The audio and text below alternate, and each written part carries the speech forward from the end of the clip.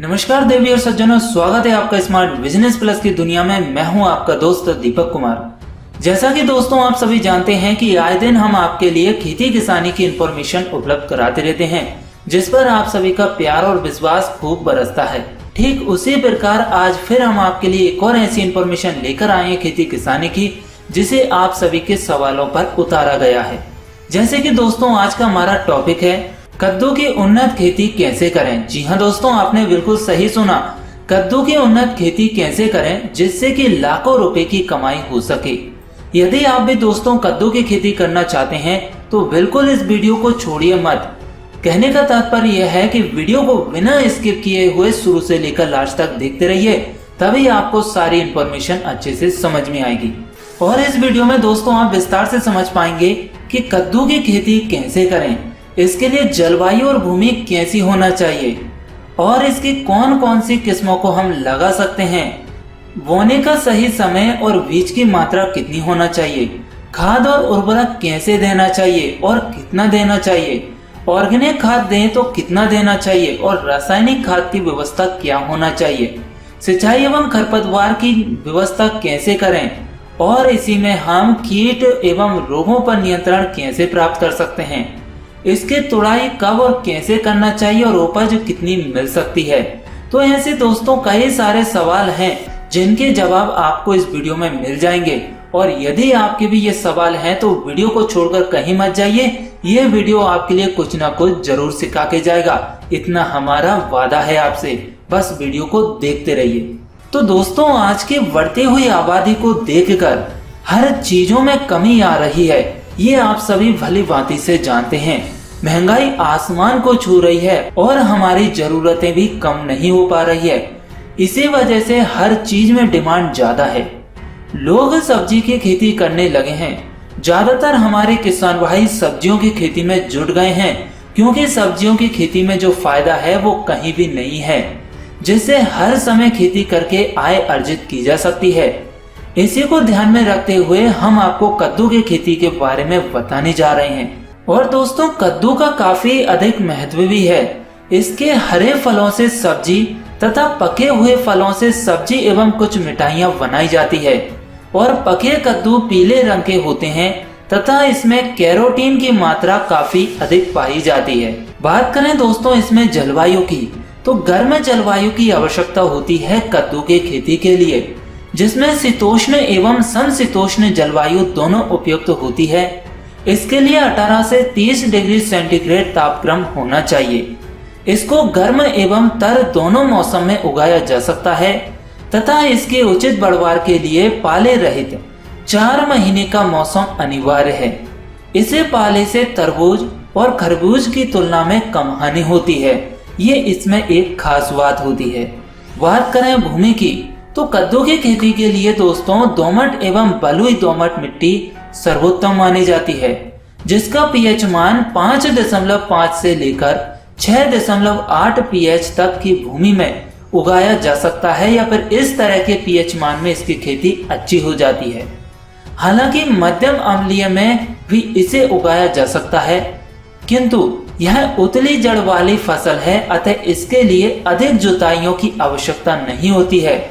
2 से 3 बार कल्टीवेटर चलाकर ही या पाटा लगाकर ही इसकी खेती की जा सकती है। अब बात करें दोस्तों उन्नतशील किस्मों की, जिन्हें हमारे किसान भाई अपने खेतों में लगा सकते हैं, तो कद्दू की किस्में दोस्तों पूसा विश्वास, पूसा विकास, कल्याणपुर पंपकिन 1, नरेंद्र अमृत, अर्का सूर्यमुखी, अर्का चंदन, अम्बली, CS14, CO1 एवं 2 और पूसा हाइब्रिड 1, कुछ इस तरह की किस्में आती है। इसके बाद कुछ और ऐसी विदेशी किस्में हैं जिनको हमारे किसान भाई उगा सकते हैं, जैसे पेटी पान, वतर अंट, ग्रीन हवर्ड, गोल्डन कस्टर्ड और येलो स्टेट नेक नामक किस्में छोटे स्तर पर उगाई जाती है, जो कि किसान भाई हमारे यूज में भी ले रहे हैं। तो ये हो गई हमारी उन्नतशील किस्मों की बात। अब बात करते हैं दोस्तों बोने का सही समय क्या है। तो बोने के सही समय दोस्तों इस बात पर निर्भर करता है कि इसे कहां पर उगाया जा रहा है। मैदानी क्षेत्रों में इसे साल में निम्न 2 बार उगाया जाता है, जैसे कि जनवरी से लेकर मार्च तक और इधर जून जुलाई से लेकर अगस्त सितंबर तक। और पर्वतीय क्षेत्रों में इसकी बुआई मार्च अप्रैल में की जाती है। नदियों के किनारे इसकी बुआई दिसंबर में भी की जाती है। तो कहने का तात्पर्य दोस्तों ये है कि यदि आप बरसात की खेती करना चाहते हो तो अभी अनुकूल समय है और इसकी खेती आप आसानी से कर सकते हो। अब बात करें दोस्तों इसमें हम खाद एवं उर्वरक की, तो वो कैसे और कितना देना चाहिए।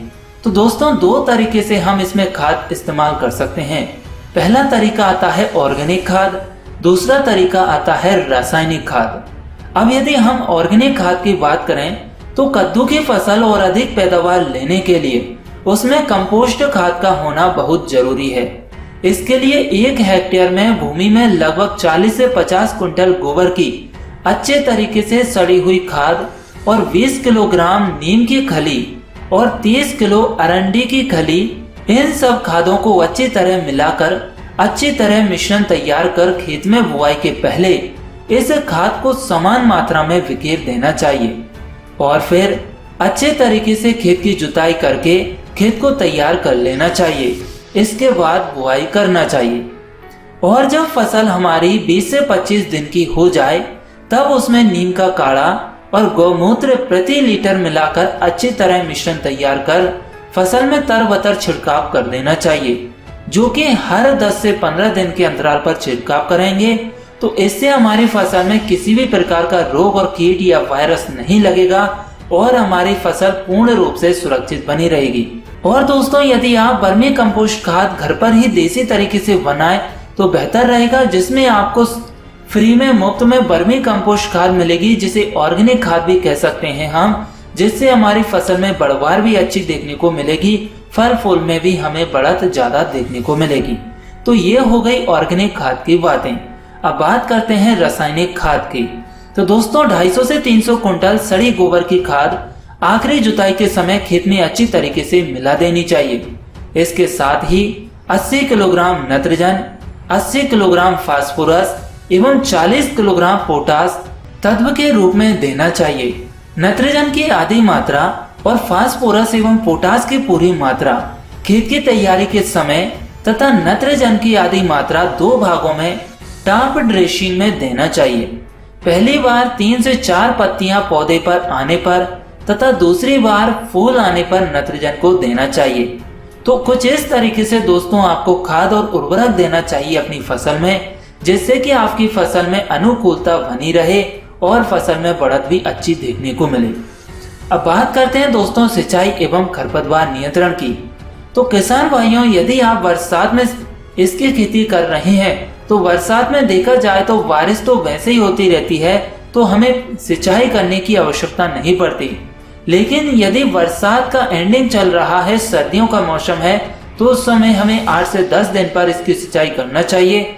और गर्मियों का मौसम है तो 4 से 5 दिन के अंतराल पर खेत में बतर भी देखने को मिलती है, तो हमें सिंचाई करते रहना चाहिए। बात करें इसमें खरपतवार नियंत्रण की, तो दोस्तों जो कद्दू की खेती है, कद्दू की फसल है, उसमें रासायनिक दवाओं का इस्तेमाल नहीं किया जाता है खरपतवार को नियंत्रण करने के लिए, क्योंकि यदि हम किसी पेस्टिसाइड का इस्तेमाल करेंगे तो वो हमारी कद्दू की बेल वाली फसल है उसके ऊपर भी गिरेगा, जिससे फूल झड़ने की समस्या ज्यादातर देखने को मिलती है। तो इसकी निंदाई गुड़ाई तो हमें हाथों से ही या खुरपी की सहायता करनी पड़ेगी, जिससे कि फसल सुरक्षित रहे और खरपतवार से भी नियंत्रण रहे। अब बात करते हैं दोस्तों इसमें फसल में लगने वाले कीट और रोग नियंत्रण की, जो कि बहुत ही महत्वपूर्ण है। तो दोस्तों इसमें कई तरह के रोग लगते हैं और कीट लगते हैं, जैसे कि लाड़ली, फल की मक्खी, सफेद ग्रव और चूड़ी फफूंदी, और इसके बाद लगता है मृदु रोमेल फफूंदी और मोजेक। कुछ इस तरह के दोस्तों ये वायरस रहते हैं, कीट लगते हैं, जो कि हमारी फसल को ज्यादा से ज्यादा हानि पहुंचाते हैं और फल की पैदावार भी कम हो जाती है और फसल की बढ़त भी रुक जाती है। तो दोस्तों हम सबसे पहले बात करते हैं हम लाड़ली रोग की। तो इसकी पहचान क्या होगी? तो दोस्तों पौधों पर 2 पत्तियां निकलने पर इस कीट का प्रकोप शुरू हो जाता है। यह कीट पत्तियों और फूलों को खाता है। इस कीट की सुंडी भूमि के अंदर पौधों की जड़ों को काटती है, जिससे हमारी फसल का पौधा खराब हो जाता है और हमें फसल में नुकसान उठाना पड़ता है और फसल पूरी खराब हो जाती है। इसके बाद एक और रोग लगता है जो कि फल की मक्खी होती है, कीट लगता है और यह मक्खी फलों में प्रवेश कर जाती है और वहीं पर अंडे देती है। अंडों से सुंडी बाहर निकलती है और वह फल को बेकार कर देती है। यह मक्खी विशेष रूप से खरीफ वाली फसल को अधिक हानि पहुंचाती है, जिससे हमारी फसल खराब हो जाती है। और इसके बाद दोस्तों इसमें एक और आती है मृदु रोमेल फफूंदी। जी हाँ, मृदु रेमोल फफूंदी यह एक प्रकार से स्यूडोमोनास्पोरा क्यूबेंसिस नामक फफूंदी के कारण होता है। रोगी पत्तियों की निचली सतह पर कोणाकार धब्बे बन जाते हैं जो ऊपर से पीले या लाल भूरे रंग के हो जाते हैं। अब दोस्तों इनकी रोकथाम की यदि हम बात करें तो इन पर कैसे नियंत्रण पाया जा सकता है, तो ऑर्गेनिक तरीके से देखें दोस्तों तो इसमें कम से कम 40 से 50 दिन पुराना 15 लीटर गौमूत्र को तांबे के बर्तन में रखकर 5 किलोग्राम धतूरे की पत्तियां एवं तने के साथ उबाल लेनी चाहिए। जब यह हमारा 15 लीटर का गौमूत्र 7.5 लीटर मतलब आधा शेष रह जाए तो इसे आग से उतारकर ठंडा करके छान लेना चाहिए। फिर इस मिश्रण को 3 लीटर प्रति पंप के द्वारा फसल में तर-बतर कर छिड़काव करते रहने से हमने जो भी आपको कीट और रोग बताए हैं उन पर रोकथाम की जा सकती है और फसल को सुरक्षित किया जा सकता है। इसके बाद दोस्तों इसमें जो सफेद ग्रब लगता है तो यह कीट कद्दू भर के पौधों को काफी क्षति पहुंचाता है। यह भूमि के अंदर रहती है और पौधों की जड़ों को खा जाती है, जिसके कारण पौधे सूख जाते हैं। ज्यादातर आपने बेल वाले पौधे देखे होंगे ऑटोमेटिक सूखने लगते हैं, तो इसका यही कारण होता है सफेद ग्रब का। तो इसकी रोकथाम के लिए खेत में आप नीम की खाद का प्रयोग करेंगे तो इस परेशानी से भी बचा जा सकता है। और इसके बाद दोस्तों इसमें एक चूनी फफूंदी रोग लगता है, तो यह रोग एरिसाइफी सिकोरेसियस नामक फफूंदी के कारण होता है। पत्तियों एवं तनों पर सफेद दरदरा और गोलाकार जलसा दिखाई देता है जो कि बाद में आकार में बढ़ जाता है और कत्थई रंग का पौधा और उसके पत्ते हो जाते हैं। पूरी पत्तियां पीली पड़कर सूख जाती हैं और पौधे की बढ़वार रुक जाती है। यदि आपकी फसल में भी कुछ इस तरह की समस्या है तो इसकी रोकथाम के लिए देसी गाय का मूत्र 5 लीटर लेकर 15 ग्राम के आकार के बराबर हींग लेकर पीसकर अच्छी तरह मिलाकर घोल बनाना चाहिए और प्रति 2 लीटर पंप के द्वारा तर-बतर कर छिड़काव करने से यह परेशानी हमारी खत्म हो जाती है।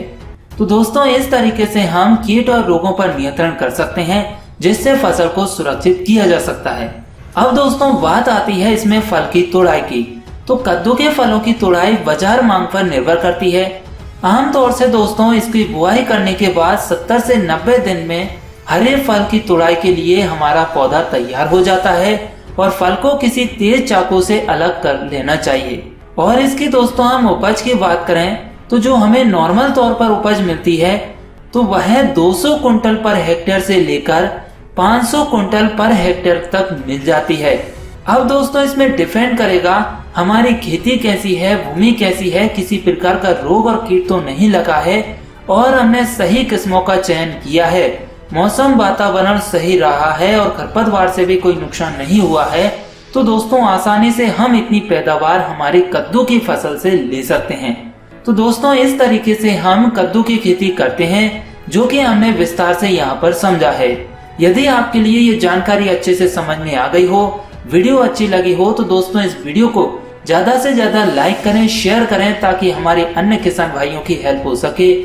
मन में कोई सवाल है तो वीडियो के कमेंट बॉक्स में कमेंट करके पूछ सकते हैं। और यदि आप पहली बार हमारी वीडियो देख रहे हैं, हमारे चैनल पर नए आए हैं तो smart business plus YouTube channel को सब्सक्राइब करें। साथ में छोटा सा नन्हा सा जो बेल आइकन है उसे प्रेस जरूर करें ताकि आने वाली खेती किसानी की हर लेटेस्ट वीडियो आपको मिल सके सबसे पहले। अब मिलेंगे दोस्तों ऐसी ही जानकारी के साथ नेक्स्ट वीडियो में, तब तक के लिए धन्यवाद। जय हिंद, जय भारत।